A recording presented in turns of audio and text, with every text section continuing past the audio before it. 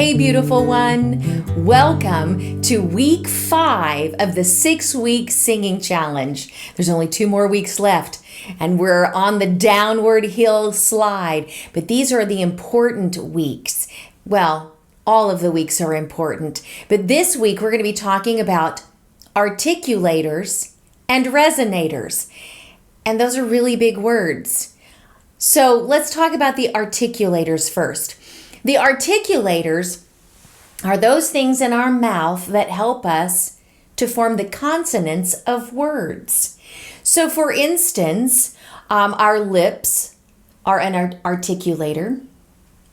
And it's really hard to say the word articulator.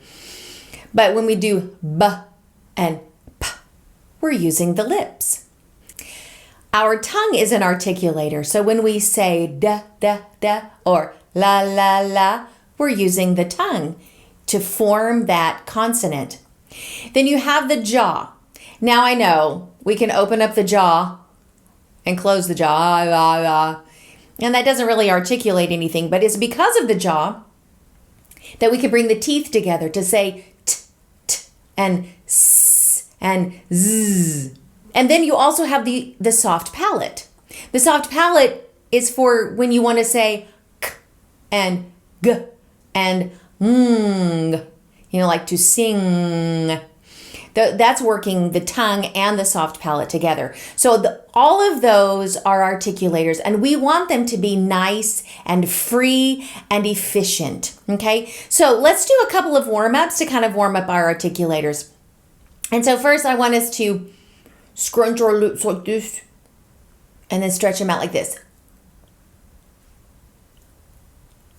To really stretch out all of these muscles that are around the lips. And the lip muscles to form those consonants are all the way around here, not just what you put lipstick on. Okay, so now let's do some bubble lips. Now, that can be difficult for some people to do. So if you find that you're having a hard time, something that you can do is take your fingers and push in your lips to make sure that they're nice and relaxed. And then also make sure that you have the air. Remember, we had 2 videos, weeks 2 and 3. We talked specifically about breathing. And now we're using that breath to get a really good breath flow. And so our bubble lips will kind of tell us if we're getting enough breath flow. So let's put our fingers together like this and push our lips together. So that just makes sure that your lips are nice and loose. The jaw, we have the masseter muscle right here. So let's just kind of massage that a bit, making sure that we can work out some of the tension that's there. Because, we use the jaw to chew when we chew our food. So not only are we using it for communication, but we're also using it when we eat. So it can be, this muscle especially can be kind of stiff where you don't want to open your mouth very much. We want to keep your jaw tense. So we want to be able to open it up fully. Ha, ya, ya. Kind of like that. Okay, so now we have the tongue. And the tongue is a really big muscle. We're going to talk about it a little bit more next week in week 6. But for now, I just want you to stick out your tongue and let's do a couple of stretches. So let's stick it out. And let's go to the right and go to the left. And then wipe our mouths because you just got saliva all over it.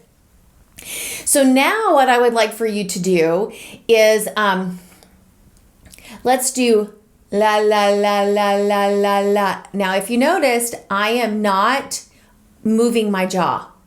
La, la, la, la, la, la, la. So remember back in the first video when I talked about you want a mirror? You can use that mirror now and look in it and make sure that the jaw is not moving. Or you can just put your hand there to make sure the jaw is not moving. La, la, la, la, la. And let's see if you can do it really fast. La, la, la, la, la, la, la, la, la, la, la, la. So that's another way to loosen up the tongue. And then, of course, like we said before, the tongue and the soft palate to go kagaya, kagaya. So I'm just saying ka with a K sound, ga, with a G sound, and then ya with a Y sound. Ka-ga-ya. So now let's talk about resonators.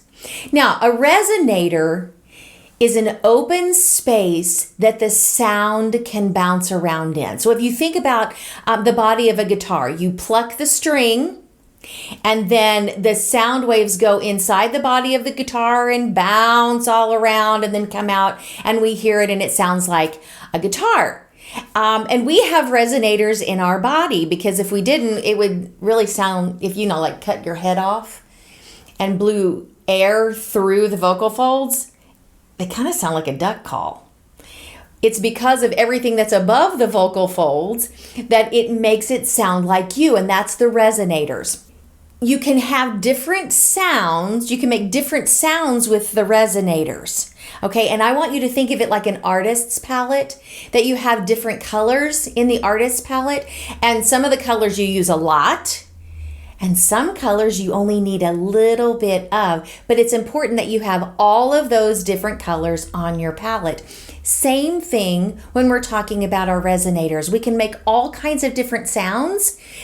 Some sounds we're going to want a lot of, and some sounds we may not want as much, but we want to have the availability to be able to use those sounds, those colors of sounds.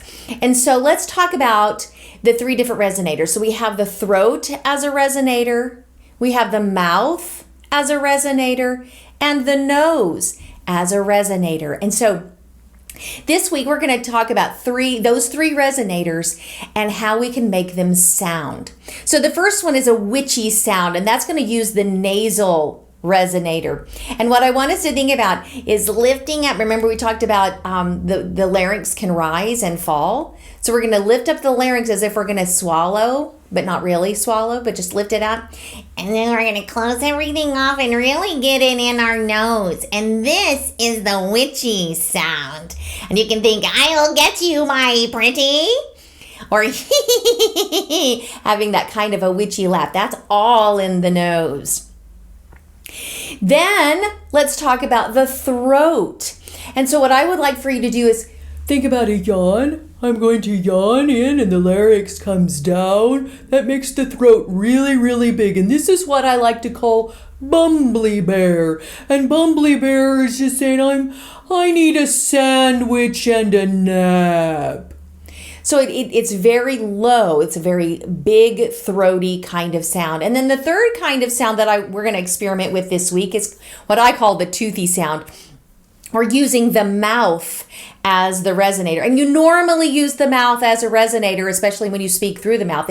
All of those vibrations come through the mouth. But what I want you to think about specifically is if you were holding an apple in your hand and you were going to say the word I while biting into the apple. I. So it feels like you're saying it right off the teeth. Another thing to think about is, do you remember Jim Carrey in the movie The Mask? When he had the mask on, he was always talking like this, right off the teeth. And that's a very mouthy kind of sound.